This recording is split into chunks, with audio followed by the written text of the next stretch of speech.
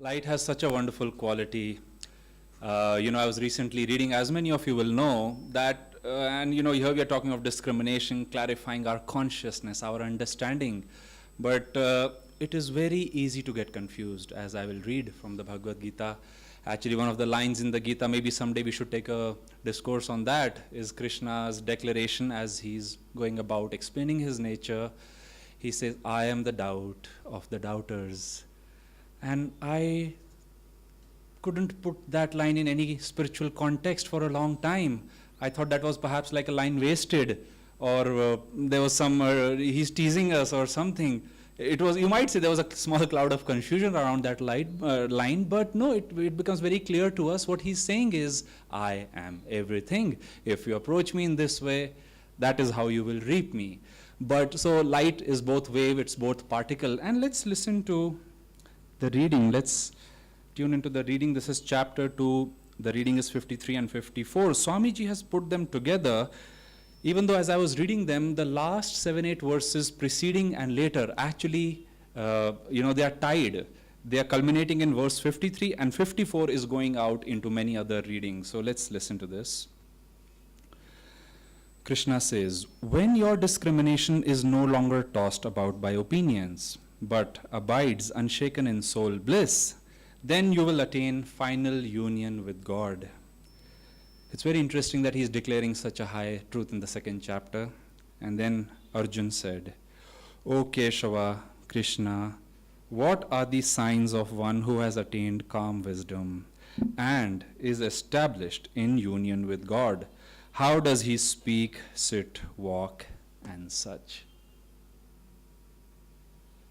So there are, like I said, two sides. If you see the first verse, let me explain how that is built up. Krishna, why is he declaring that truth that if your discrimination is clear, you will find God, he says. And before that, he's preparing the devotee. He's saying your mind should be strong. You should be established in wisdom. You should seek the company of those who are in wisdom. You should read the books which establish and develop your discrimination. And finally, he's making this point that when discrimination, which is known as Vivek, is unshakable, this is the fruit, natural fruit. You are in bliss. You have found me. What about the second verse? Arjun is now, he knows, okay, this is how you get it. But very quickly, like a devotee who can see that it is too esoteric, perhaps too difficult, that if you can be perfect in your discrimination, you will be in bliss and you would have found me. He very intelligently immediately throws a question without wasting time. Sir, how will I know such a person? He does not say, how can I gain it? He's saying, how will I know? Because he knows that, as a devotee does, that just by our efforts, it is too far from my present reality and I won't be able to realize that goal. So I want to start with actually the second verse, and then we will, because that is relating to, you might say it's bordering on the topic of Guru, Satsang, spiritual wisdom. And then Swamiji explains, actually relates in the explanation. You would think that such a beautiful question has been put. The next verse would be an answer that, oh Arjuna, by these qualities. Swami writes twice in the explanation, Krishna does not directly answer that question. He, instead of talking of the effect or the manifestation of such a person, speaks of the cause which makes such a person. Again, speak of, wanting it, like Swami once said, why can't the saints be direct? But what is direct? Our physical reality is direct, straight line. Children, have you brought your rulers? Let's open our pencil boxes. That is very direct. From the physical, you move into the astral, causal, and then comes the real realm, Swami says, of superconsciousness, and it is not fuzzy. To those who are there, the masters, they say it is simple. It is our soul reality. Right now, actually, it speaks of his compassion. Like I was saying, he does not tease us, because here he has given 700 verses, explaining how to come out of this. Yes, this weekend, a child was asking me in the retreat, where does the Bhagavad Gita fit? Because in the Gita, they're not really talking about the whole war or the brothers meeting, talking. There are hardly any dialogues. I said, oh, the Gita is a small part of the Bhagavad, the whole Mahabharata. I said, the Mahabharata is where all that happens. This was just the beginning. And then he says, oh, that's a long discourse to give just in the beginning. But as we know allegorically, of course, Krishna did try, Master said, to evade that war. But he was also saying that this is also, see, outwardly when things happen, Masters say it is an inner consciousness which has led to that. So he was narrating, thankfully you might say that happened, something happened, because even now 5 or 3,000 years later, we are drawing lessons from it. So let's go to that second verse, and he's saying, how will I know? Because I need help, I want to mix with such people and make progress. And I want to start with a story because, see, also the Gita declares that in the beginning, Sanjay is asking Dhritarashtra, what's happening? And he's describing the chariots are here, so-and-so is standing here, so-and-so is there. But then, from that day, the question starts rhetorically. He says, what did they do? So we go through life, and I think we look back and we say that is how we develop discrimination and wisdom, that, oh, that was not such a wise choice. Or I was operating on those principles without realizing, and maybe that is the attitude I should have. So I actually, after many years, remembered this story which I had more or less forgotten. And I was in Delhi in the year 1999 to give an exam. And my father had arranged for me and my mother to stay in a room, in a guest room, and it was very close to the venue of the exam.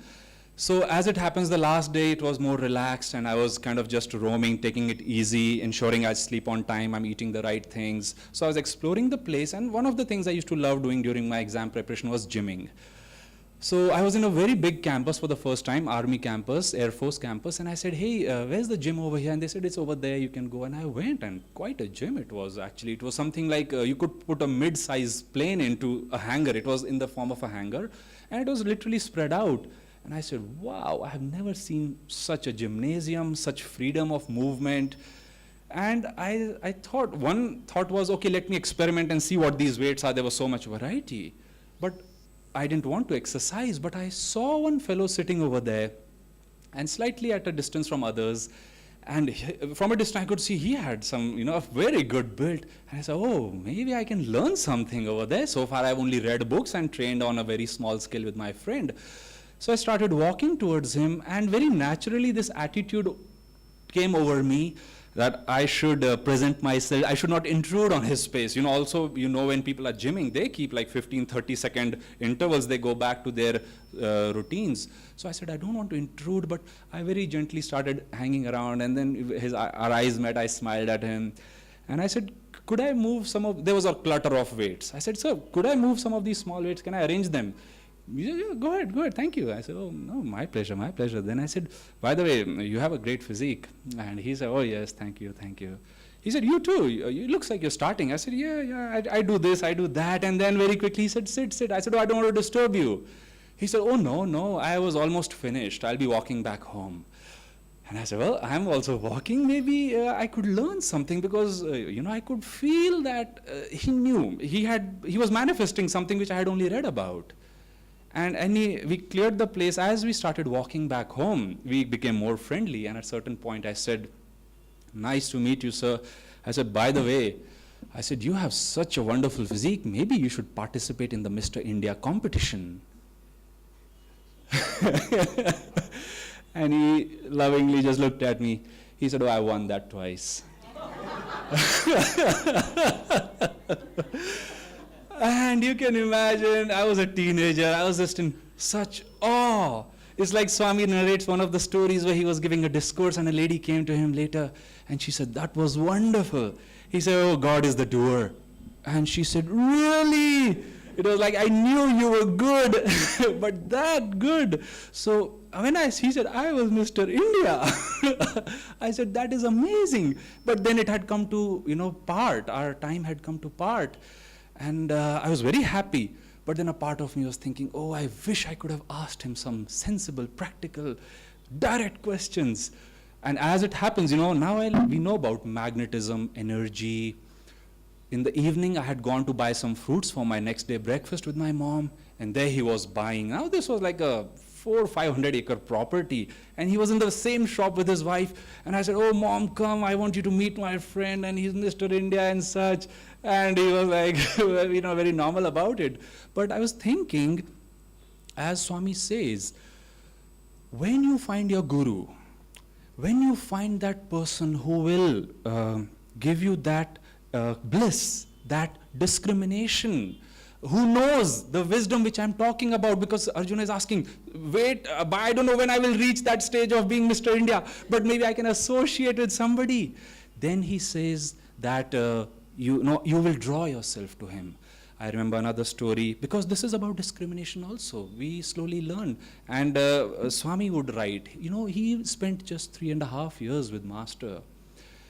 And he wrote 150 different books, going ever creatively, deeply into that subject. And somebody, I'm sure many people must have asked him, Sir, how do you know so much? You hardly, and during that time, Master wrote great scriptures, he was traveling, he was constructing temples, establishing new centers. And Swami said, well, I've always inwardly kept contact with him, touch with him. Now we can make it very esoteric, or maybe Master speaks to him, he would appear to him. But what does that mean? Swami would say, I ask him, somebody asked him, Sir, how do you pray? What is your prayer? You want to know the secret of these geniuses, spiritual giants. And Swami said, well, I just wake up every day. To God in the form of my Guru, I pray, what is thy will, not mine? Which is what discrimination is about.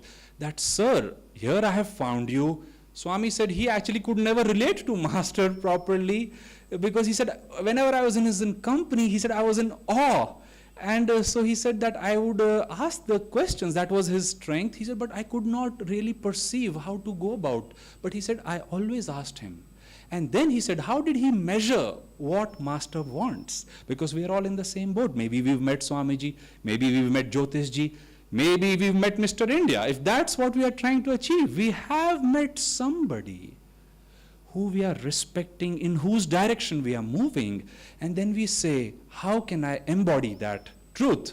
And he says, by association, by asking that question, am I feeling the same as I felt when I was with him? Swamiji would say, when I would write, when he would speak, he was giving a discourse once, and he was talking about another fellow disciple. And he went on, and he was giving an enlightening talk to others in how the do's and don'ts, you might say, of the spiritual path. And he said something about a close disciple of Master. And Swamiji paused, and he reflected. And Jayaji tells us, he said, I was in that discourse. And he said, Swami suddenly withdrew. He was quiet. He says, Master is not pleased with what I have just said. Please erase that statement I just made about Dr. Lewis from your consciousness. And he changed the subject, and he went on in that fashion.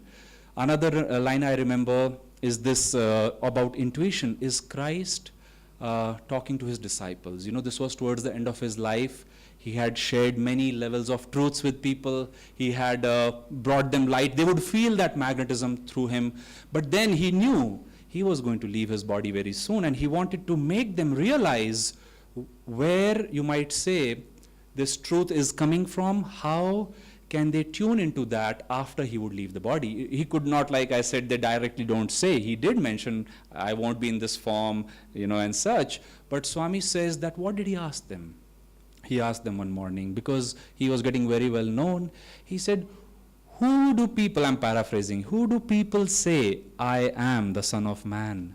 Now, I found it very interesting in my recent reading that he already said an answer which others would have perhaps more easily said, you're the Son of Man, you're a son of so-and-so. And he says, who do you think, who do people say I am? And they say, somebody said, they say you are perhaps John the Baptist, Elijah, the prophet Elisha. And, it's okay, they were trying to extrapolate and come to some conclusion. But he was talking of his present form, which they can relate to. And then he turned to Simon, his first disciple, I believe, and he turned and he said, Peter, he said, who do you think I am? And Simon paused for a moment and he says, thou, my Lord, art the Christ, the Son of God. And then Christ said to him, Man has not revealed this to you. This has been revealed to you by the Heavenly Father himself. On you, Peter, which he said is rock, I will establish my church, which will be unshaken through all ages. And Master said that he was not personalizing in Peter. He was praising Peter that you have found this truth. He didn't say you are a body, you are a personality. He said, you are that state of consciousness which I too am aspiring for, and I have reached that point in my soul evolution, intuition, where I know, because others were not so sure. Another time, Christ would say something towards the end of his life, and Master said it would confuse the disciples. One time, and that is, I want to read this line, because this is the drawback. When your discrimination is no longer tossed about by opinions, and he goes on, what happens in opinions? We know a truth. Opinion is open to challenge. Opinion is open to interpretation. But certain truths, Master was saying that when Christ said this to his disciples, now why was he testing? It may seem slightly cruel. Already he had few disciples. Why was he shooing them away? Master explained the deeper reason. He says there was a cleansing trying to happen, that after he left the body, it would be, and the dramatic way in which he would exit the body would be so much that he wanted those who were sure and in tune with his consciousness for them to be able to continue. And then he asked him that question. And Master would say that he said a few things where the disciples were then telling one another, I don't understand what he's saying. And the Bible says they walked with him no more. But then when they came to Peter and they said, the disciples of Sri Yukteswarji came to Master, and one day they said, let's leave him. We have decided to follow you, which is to say, you are more manageable. And what did he say? What did Peter say? He said, I stay with my Master. I don't understand. But he said, I stay. And then during the resurrection, just prior to the resurrection, when the Holy Ghost, the Om vibration, went in deep meditation, he found that. Then it was revealed to him, and of course they became emissaries of that truth.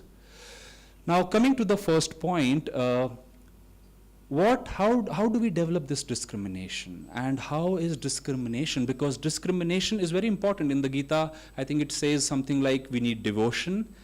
Then next to devotion actually comes discrimination, and somewhere over there comes willpower, because once we know what we want, then we go about it.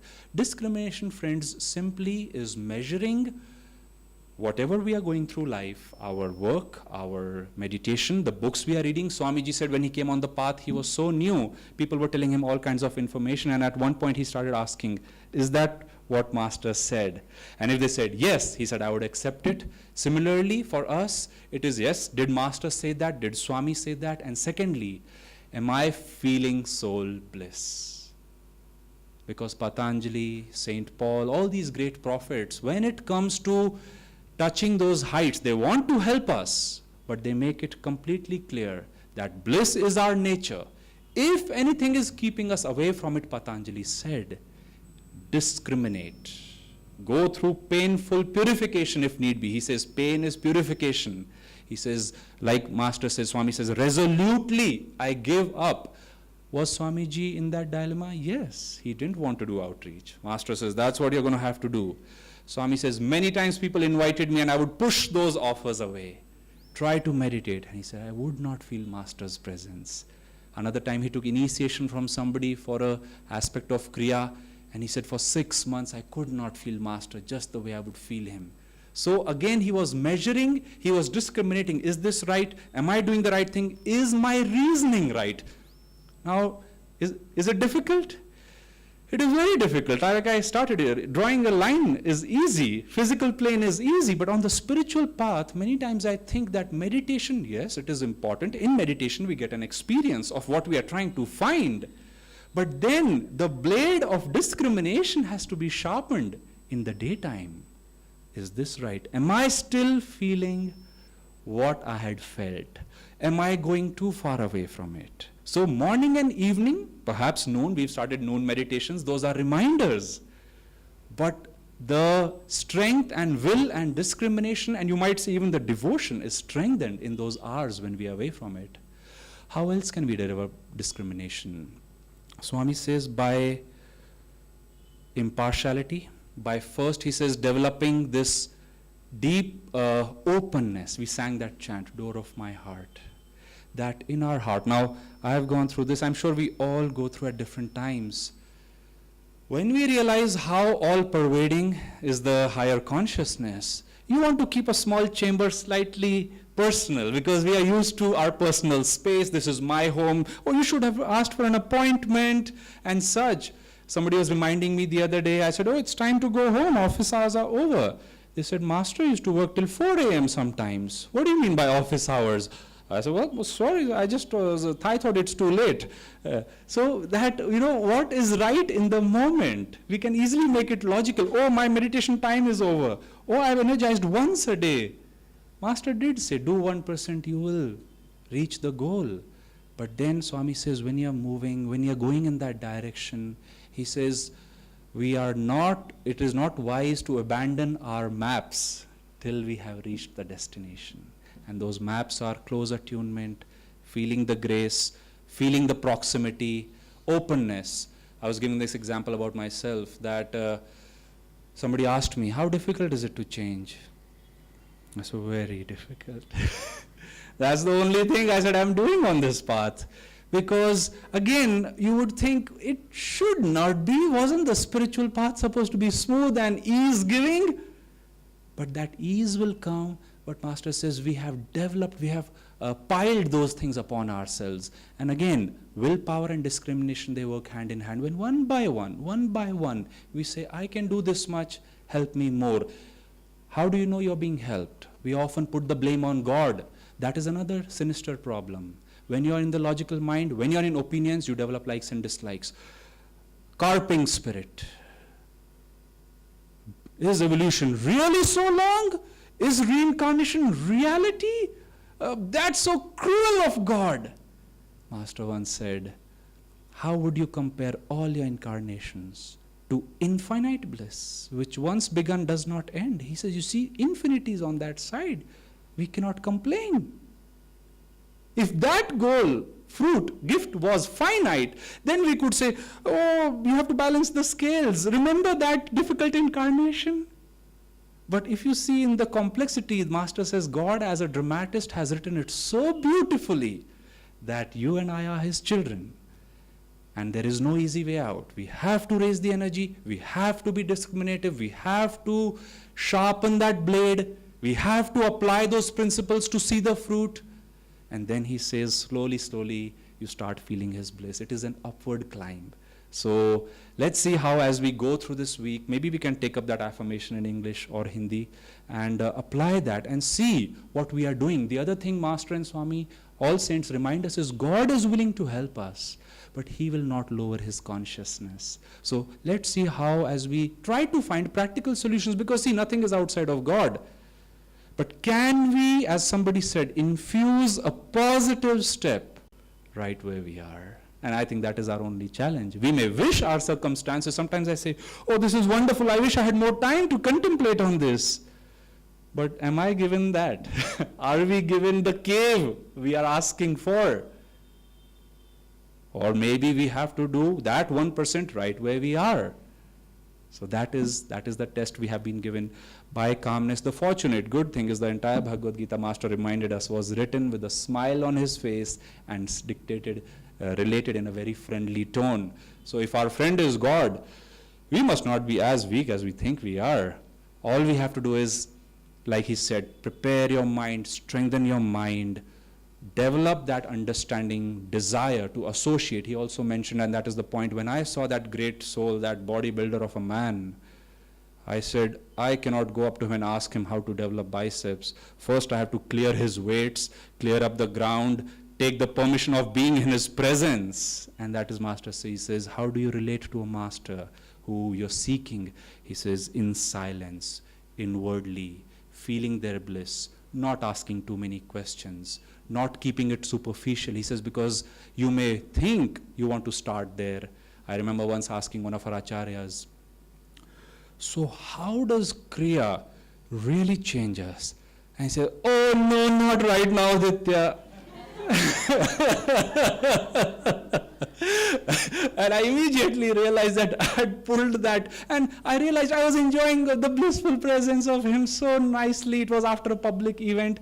There was no need to intrude that intellectual inquiry. That, it's like Swami once asked Master, they were together, he says, "Sir, how do we hear the Om sound?" Master said, "He did. That's the Om technique." He said, "And how does it sound? Master said, "Hmm." And Swami realized he was not very interested in conversing. So that's where we find ourselves. So it's a sweet Leela. He's written it for us. Like I said, in the end, we realize that the dramatist has actually not given much room for our suffering. The goal on the other side is so beautiful, and that should make us take heart, give up our coping attitude, doubts. There's a beautiful line in the New Path Swamiji's book. Towards the end of Master's life, he said, "I'll leave my body soon." And Swami was thinking, what could he do? And Master answered his doubt. He said, "You have pleased me very much. I want you to know that." And Swami said, "Oh sir, what a weight that has lifted off my heart." And Master says, "In past lives though, however, you were eaten with doubts." What could Swami say? He was quiet, and then Master said this beautiful line. He said, "But nonetheless, you always had my love." And Swami just touched his feet, that, my goodness, that think of how Master must have felt seeing his son and child and chela, friend, in doubts. But like Krishna said, to the doubter, I am his doubts. Jai Guru.